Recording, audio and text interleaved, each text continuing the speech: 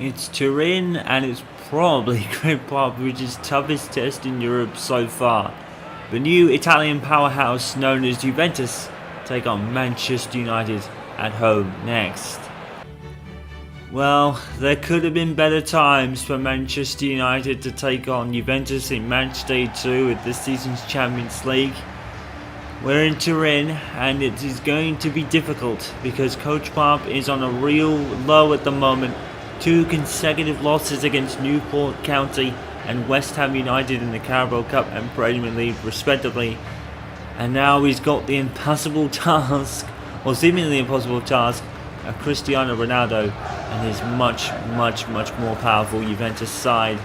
Anything can happen in this stage. Well, Manchester United fans may actually be encouraged to know that there is something about Turin that favours them. I think in their last few visits here, I think they've won them all. So there's something about Turin that really looks at Manchester United and smiles upon them. But this Juventus side is, well, just full of powerhouses, aren't they? That man playing Manchester United for one of the few times he's come up against them since he left. Chesney will start in goal. And Mirtan Pajanic, who makes the bench. Sandro, Chiellini, Bucoli and Canero the defence today. Dovis, Costas, Matuidi, Khedira and Cuadrado, and Dybala will play behind Cristiano Ronaldo. No sign of Perisic in the team yet. David Gea starts in goal for Manchester United. It's a back 5 today, and Angel Gomez actually makes the bench. Both Jackson is with Maguire, Jones, Tuanzebe and Fuzu Mensah in the defence today. Lingard is with Alex Hunter and Ander Herrera. Alex Hunter's pal Danny Williams is paired up with Anthony Martial up front for his first ever Champions League start. Well, no one is really expecting Gregg Popovich to really perform here. He has a very poor record against European clubs of this magnitude, and already Juventus are immediately on the front foot and getting across it. And then David De Gea just about getting there, but look how much powerful they already are, Juventus. It's almost like United are running scared already within minutes. Obviously, Manchester United took on the likes of Bayern Munich twice in the American Challenge Cup and lost both of them, but won that 1-0 win semi-final against Real Madrid. Turned out to be rather superfluous, really, with Real Madrid not really looking their strongest. They're much different now, including Romelu Lukaku. But you never know. Manchester United, if they could get at least a point here, it would be a good result. And considering the young boys were able to get a draw against Juventus, maybe that softens the fear somewhat. But this Juventus side, well, it is what it is, isn't it? So, looking at the group now, Manchester United lead the way with Juventus and the young boys splitting up a point for each other. I think that's all probably very likely to change very quickly if Juventus get to play their game today. This is kind of Oyster, if you like. You know, he's allowed to do what he wants, when he wants. And that didn't look like a convincing save by De Gea, did it? David De Gea was on the midst of a 2-game clean sheet run and then lost that against West Ham. I think being dropped against Newport probably didn't help. I don't think Gregg Popovich expected to need him at Newport, to be honest. Dybala to Ronaldo. Dybala again! It's going to be a long night for United, isn't it? You can just instantly tell it's going to be a very long evening. Here's Costa. And tackled by Tuanzebe. Here's Hunter. Hunter cuts inside. I think it might have gone out for a corner. Let's have a look. Replay. That should be handball. That should be handball. We should be talking about a penalty for Manchester United. From that replay, it looks like deliberate handball. Williams with the corner. Tuanzebe doesn't want to shoot. Want to pass and could pull that off either.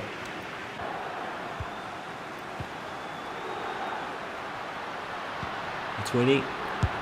Ronaldo! Well, his shooting boots aren't at the moment Ronaldo's. And I think Maguire just about put him off with a stunning goal. To be fair, just couldn't come off there.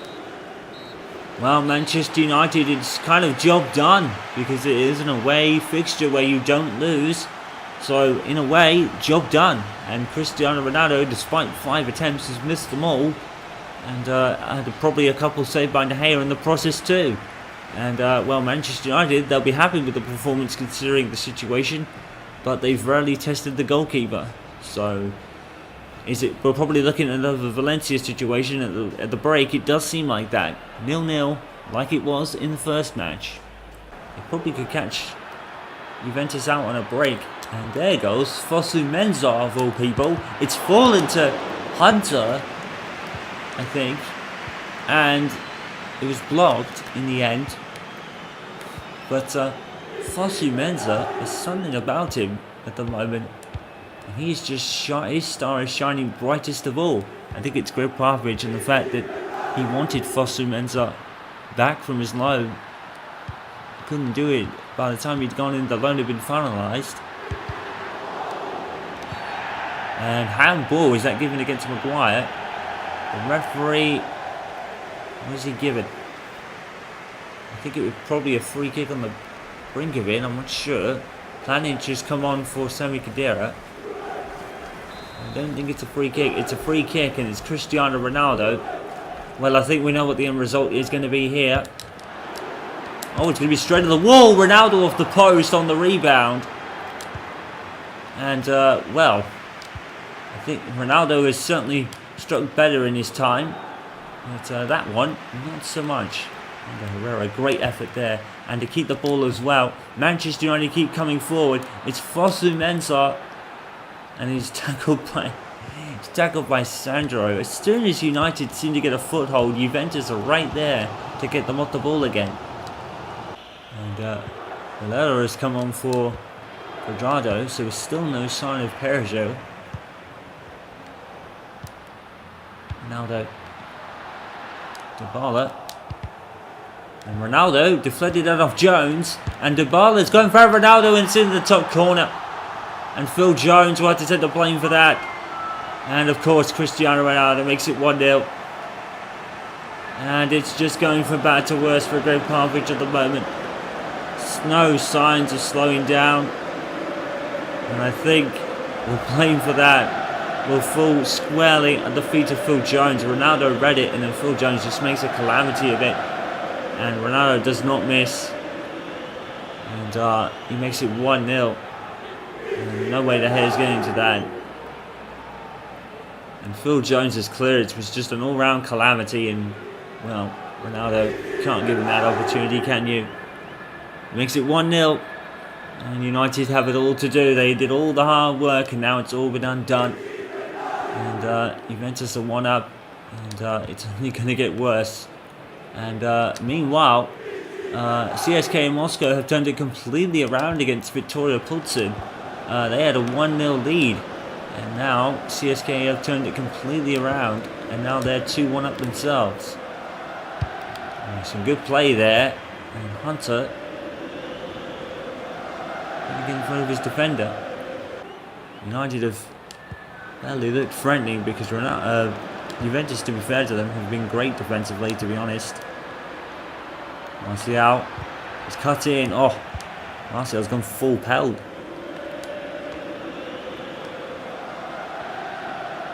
Williams, well played, very well played, Williams! Well, that would have been something. Good effort from Williams to keep the ball and use his strength to keep it well. Oh, he's so very unlucky. Andy Williams really looks like a tower of strength on the ball. That might be one of his good assets. But hopefully, it's just the thing that is happening earlier in the season better than later. But would it be too late by the time he gets there? Danny Williams, well done!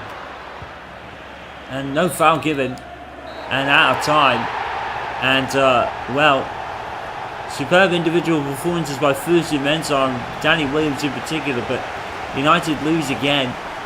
And there just seems to be no way out for Coach Pop and his team, as this season is starting to fall apart. He started really well, but it looks like once again, just like last season, he's just losing ground. And he's lost today away from home again to Juventus. And it's not all over, but I don't think anyone will be really surprised. But United deserved more out of this game. But that one error from Phil Jones, capitalised on by Ronaldo, and there was only ever going to be one outcome. Juventus 1, United 0. So after the second round of Champions League games, Monaco and Atletico Madrid both won their games. Atletico Madrid doing really well against Borussia Dortmund.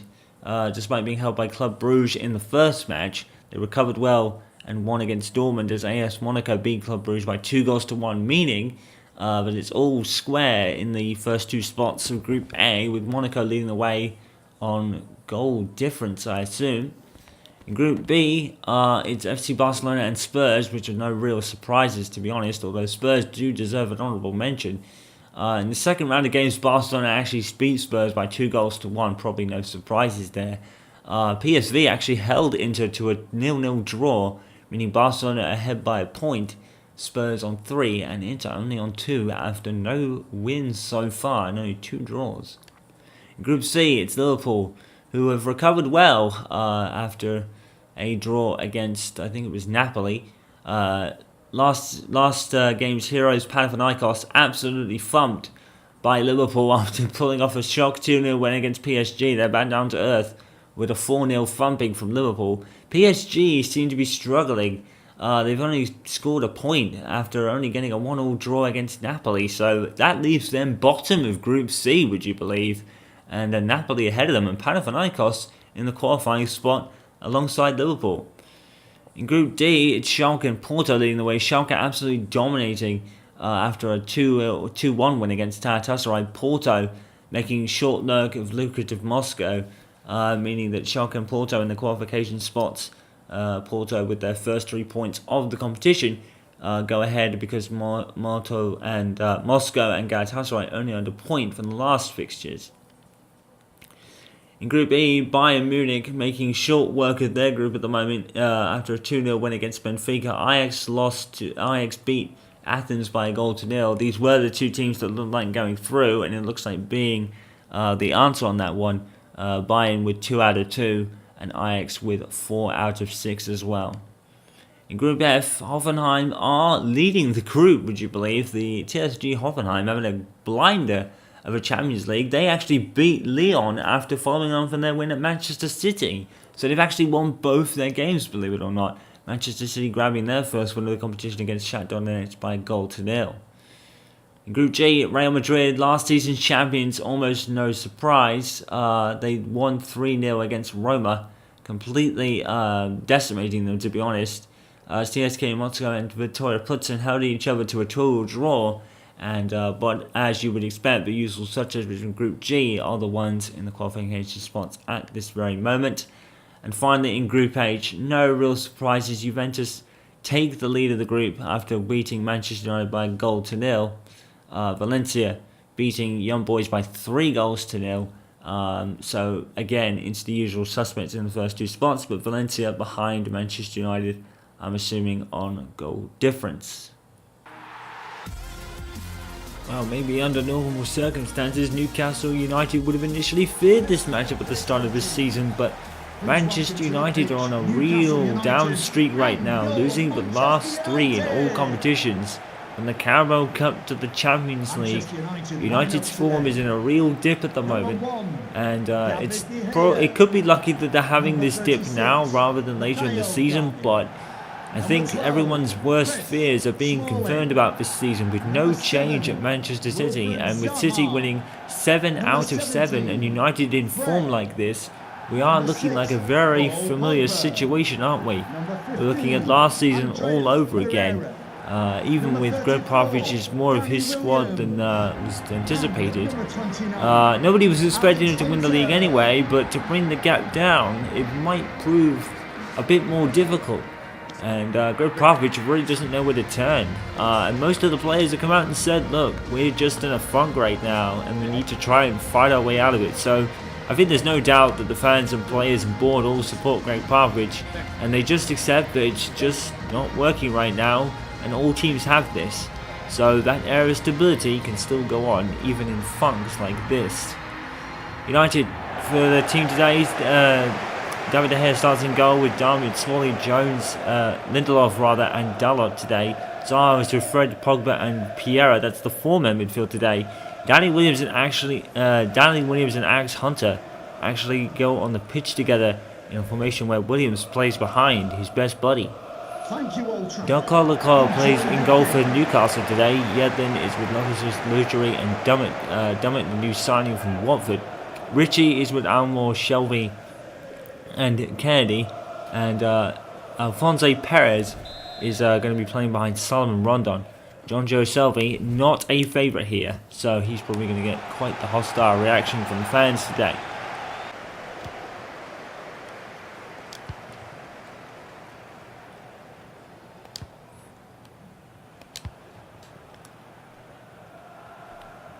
Danny Williams. Oh, Danny's played well. He's put it in towards. Is it Pogba? I'm not sure who that is, but it's a good goal nonetheless.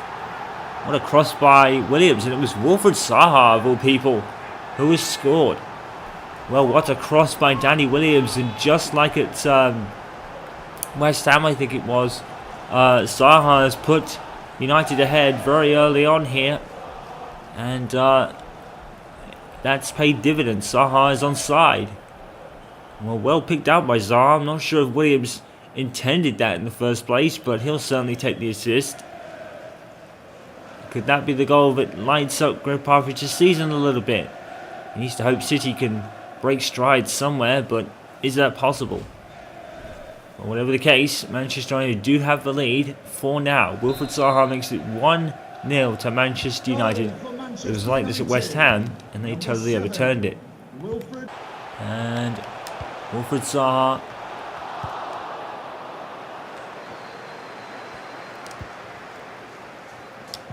What was good about Wilfred Zaha's movement for the goal was he kind of moved where Williams was probably supposed to be in the first place, and here he is. Danny Williams, good turn and a good goal by Danny Williams.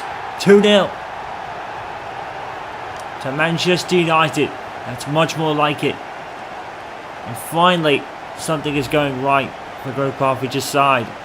Zaha with a cross here, headed away, ended up with Danny Williams for a change. So many times Manchester United have headed out to the opposing team, but that time ended up with Williams, and he just turned and he was able to shoot. No defence there for Newcastle United.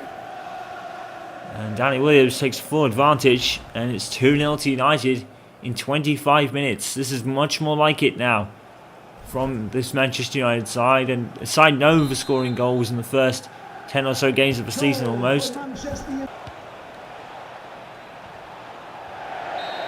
just put it out. And that is the end of the first half, in which Manchester United have regained some of their previous form.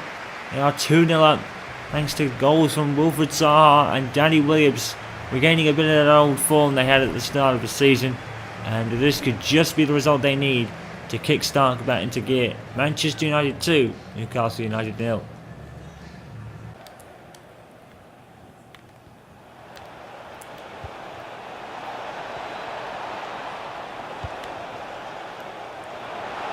He ends up with Kennedy, a lot of space. But closed down the areas there for David De Gea. Another good save.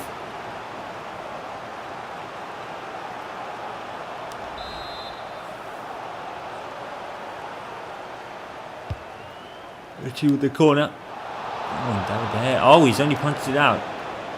And Matt Richie's come up with it. It's crossed in at the far post, headed away by Dalot really well. Good header from Dalot. Saw that developing. Another look at that shot from Kennedy, I think it was. Good save from De Gea. Andor's going to take the resulting corner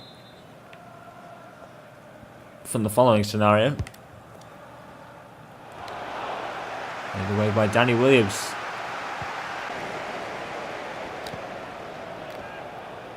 James plays it forward to Hunter. What can he do from here? Pogba is going to pick out Danny Williams. And he's going to pick out Zaha, and it's going to be 3-0. And that is it for Manchester United.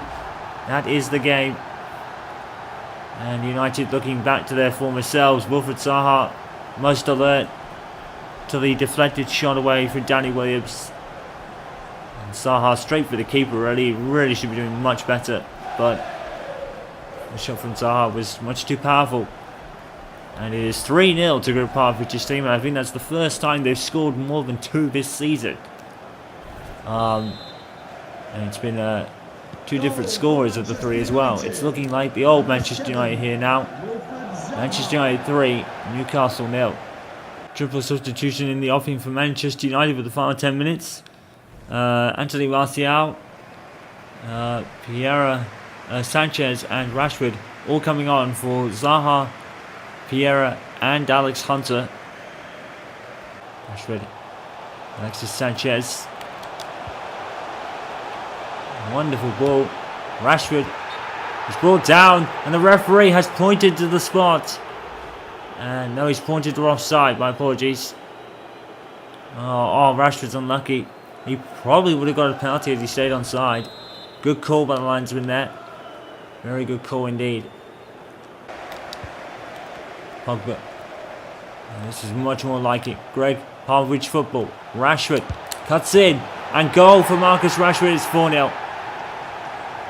And this is much better from Manchester United. The perfect response to 3 losses on the bounce. Score goals and send a message that this blip is over. We don't really know, but it's certainly a good statement. And of course, Marcus Rashford to score. He's been on probably a bit of a drought for a couple of games, but he made it look easy there. Cut in, no one was anywhere near him. Great strike, no chance for the keeper. 4-0 to Manchester United, and Gregg Popovich, his team is back on song tonight. 4 minutes of added on time, but Manchester United looking much better all of a sudden. And now we're just toying with Newcastle. Here comes Danny Williams, and Danny's gone on with it. He's led it off to Rashford instead. And what was all that about at Newcastle? I don't know why Danny Williams didn't take on the shot himself. It was quite funny because he looked in Rashford's defender and direction and laughed like, oh, I should have taken that myself. But, wow, that was just awful from Newcastle. Awful clearance. All Lindelof has to do is clear it away. And that is game over. The game was over a long time ago. Manchester United, the perfect response to 3 losses on the bounce. They've lost a little bit of ground, but tonight they sent the statement that slump might just be over. 4 goals for Manchester United tonight. 2 for Wilfried Zaha, 1 for Danny Williams, and 1 for the ever brilliant Marcus Rashford. The perfect night and a perfect response to the 3 losses on the bounce. And Gregg Popovich's team have hit a resurgence of 4. Manchester United 4, Newcastle United 0. So let's have a look at the results from all the weekend games. 4-0 to Manchester United as we just witnessed against Newcastle tonight. Brighton losing to West Ham by 2-0, and they climbed to 6th in the table with that. Leicester losing to Everton by 2-1. Watford and Bournemouth with a 1-1 draw. Spurs win yet again against Cardiff by 3-0. Crystal Palace 1, Wolves 1. Liverpool losing to a relentless Manchester City side, and that is 8 out of 8 and a 24 out of a possible 24 points for Manchester City. And it's looking like deja vu, isn't it? We are looking at another City whitewash, it looks like, because Manchester United have dropped points in other places before today. Southampton lost to Chelsea by 3-1 elsewhere. Burnley and Huddersfield held each other to a 1-1 draw. More points for Unai Emery, but it's only 1 today as his team drew with Fulham, a goal apiece. So that means for the Premier League table before the international break, and it makes for very familiar and very sad reading for fans of the Premier League, because Manchester City are running away with it again. 8 out of 8 and 24 points out of a possible 24, with Manchester United 5 points behind rather. So it is much closer, but they're going to need a split up from City somewhere sooner or later. after their loss at West Ham and draw at Watford earlier this season. Spurs move into third place and have cemented their position thanks to a point lead over Everton, who climb into fourth. Chelsea's fifth today. West Ham, as we said, moving up to sixth. Burnley up to seventh. Liverpool down to eighth, and they were early title contenders at one point, but now they're slumping down as well. Crystal Palace at ninth. Leicester City at 10th, followed by Bournemouth just outside. Arsenal creeping up the table now, and they are just 1 point off the top 10 place and just 5 points off the top 7 points off the top 4 place, but still plenty to play for. So there's plenty of time for Unai Emery to keep his season turning around in the right possible way. Wolves in 13th, followed by Newcastle, Southampton, Watford and Fulham. The relegation places. Fulham finally climb out for the first time this season, putting Brighton inside with Huddersfield and Cardiff City. Cardiff City still struggling after their most recent loss at Spurs. They do have a win on the board, but it makes very grim reading for them right now. But they are just a point off safety, so it's all to play for as the season continues after the international break, of course.